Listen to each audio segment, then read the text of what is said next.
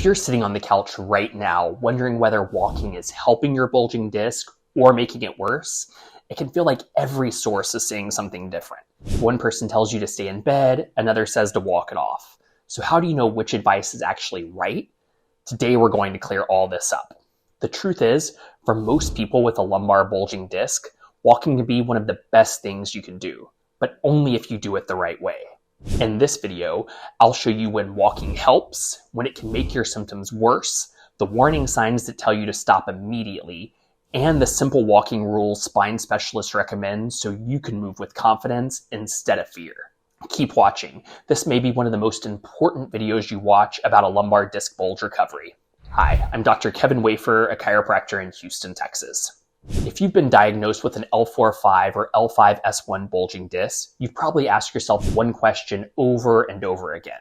Should I walk or should I stay off my feet? The frustrating part is that every source seems to tell you something different. One person says walking is the best thing you can do. Another tells you to rest until the pain is completely gone. It's no wonder so many people become afraid to move, worried that every step they might take were going to make the disc bulge further or permanently damage the nerve. The good news is that most people, the answer isn't choosing between walking and resting.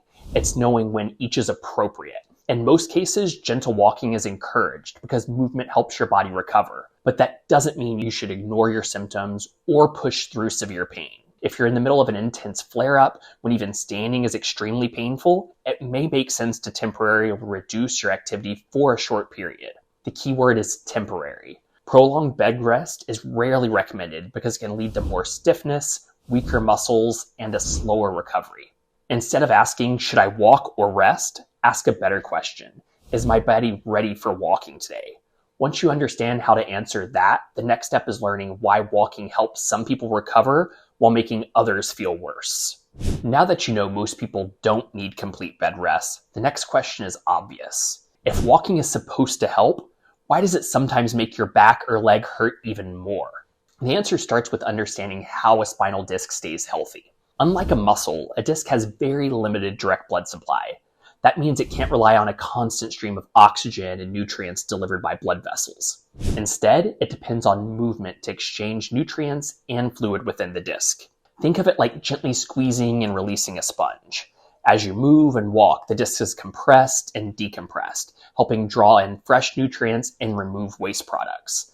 This natural pumping action is one of the reasons gentle movement, including walking, is often recommended during recovery.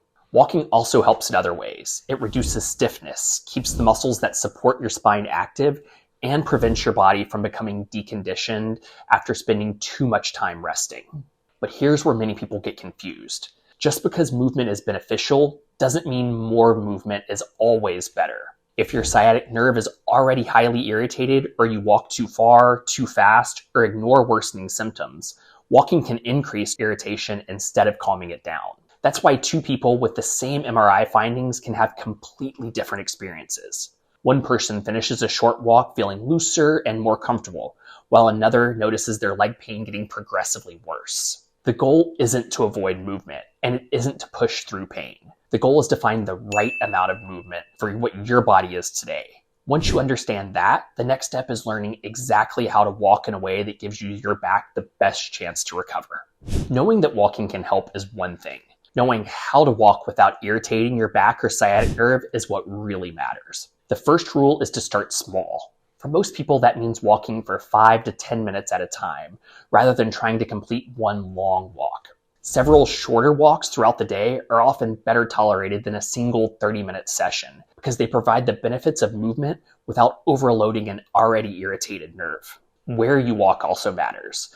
Choose flat, even surfaces like a sidewalk, running track, or treadmill when possible. Hills, uneven trails, and soft surfaces like sand force your spine and hips to work harder, which can increase stress on an already sensitive lower back. Pay attention to your walking technique as well. Stand tall with a comfortable upright posture and avoid leaning forward or slouching.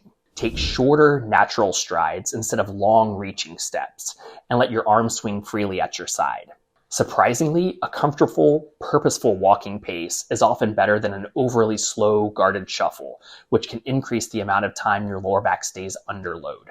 Before you head out, it may also help a few gentle activation exercises, such as a bridge or pelvic tilt, to wake up your muscles supporting your spine.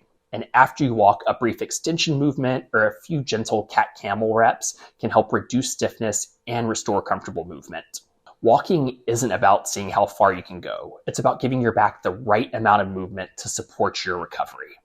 One of the most important things to understand is that movement is usually better than rest when it comes to sciatica. Staying in bed or avoiding activity for long periods can actually make the nervous system more sensitive, increase stiffness, and slow down recovery. Gentle, controlled walking helps keep the joints moving, improves blood flow, and can calm down nerve irritation over time.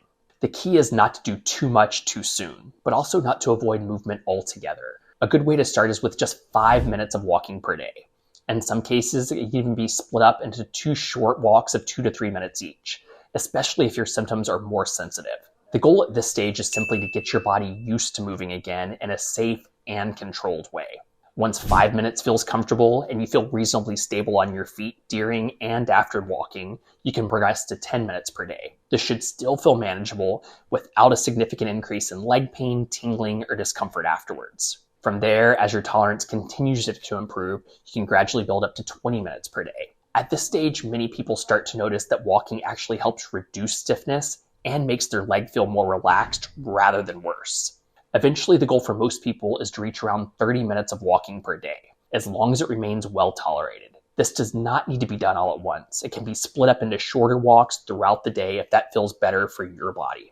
Alongside this gradual progression, it's still important to let your symptoms guide you. It's common to feel some stiffness or mild soreness when you first start moving, especially if you've been sitting for a while. Many people actually notice they feel looser as the walk continues or shortly afterwards. That's generally a reassuring sign that your body is tolerating the activity. What you don't want is pain that progressively builds during the walk, pain that travels further down your leg, increasing numbness or tingling, or new weakness. Those are signs that the nerve may be becoming more irritated, and it's a good idea to stop and reassess rather than trying to push through it. If your symptoms settle back down to your usual baseline within a reasonable amount of time after the walk, you've probably found an appropriate amount of activity. If they remain noticeably worse for hours or into the next day, that's a sign you likely did too much and should reduce the duration or intensity next time. Recovery isn't about pushing your limits. It's about making steady, gradual progress while respecting what your body is telling you. There are also a few common walking mistakes that can slow your recovery or even make your symptoms worse. Let's go through the biggest ones so you know what to avoid. Even if you're walking regularly, a few common mistakes can make your symptoms worse or slow down your recovery. The good news is that they're easy to avoid once you know what to look for. The first mistake is staying in bed until the pain is completely gone. While it might seem like the safest option, prolonged bed rest often has the opposite effect. Your joints become stiffer, your muscles weaken, and your body becomes less tolerant of movement. Unless you're in the middle of a severe flare-up where even standing is extremely painful, gentle movement is usually more helpful than complete rest. The second mistake is trying to push through pain. Some muscle fatigue or mild stiffness can be normal, but sharp pain, worsening leg symptoms, or increasing numbness and tingling are not. Pain is information, not a challenge to overcome. If your symptoms are becoming progressively worse, your body is telling you to reduce the amount of stress you're placing on the irritated nerve. Another common mistake is walking with an overly slow, stiff, guarded posture because you're afraid to move. While that's completely understandable, it can actually increase tension throughout your body and make walking less efficient. Instead, aim for a comfortable, natural walking pattern with relaxed arm swing and upright posture. Finally, avoid aggressive stretching before you walk, especially deep forward bends, toe touches, or intense hamstring stretches.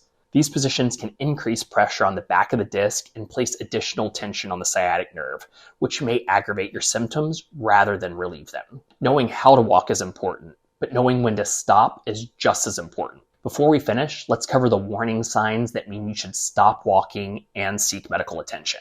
For most people with a lumbar bulging disc, walking is a safe and beneficial part of the recovery, but there are times when your body is telling you that it's time to stop and reassess. If you notice sharp or severe pain during your walk, pain that continues to intensify instead of settling, or symptoms that begin traveling further down your leg, don't try to push through it.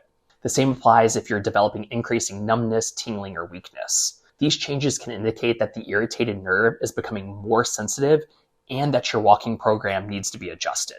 In many cases, simply shortening your walk, slowing your progression, or giving the irritated tissues a chance to settle before trying again is enough. Recovery is rarely a perfectly straight line, and having a day where your symptoms flare doesn't necessarily mean you've caused more damage. However, there are a few symptoms that should never be ignored.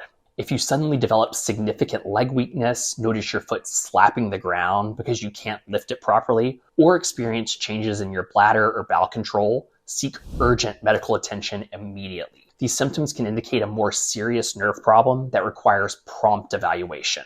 The most important message to take away is this: don't let fear keep you on the couch, but don't ignore what your body is telling you either. When done correctly, walking is one of the simplest and most effective ways to stay active, support your recovery, and gradually regain confidence in your movement.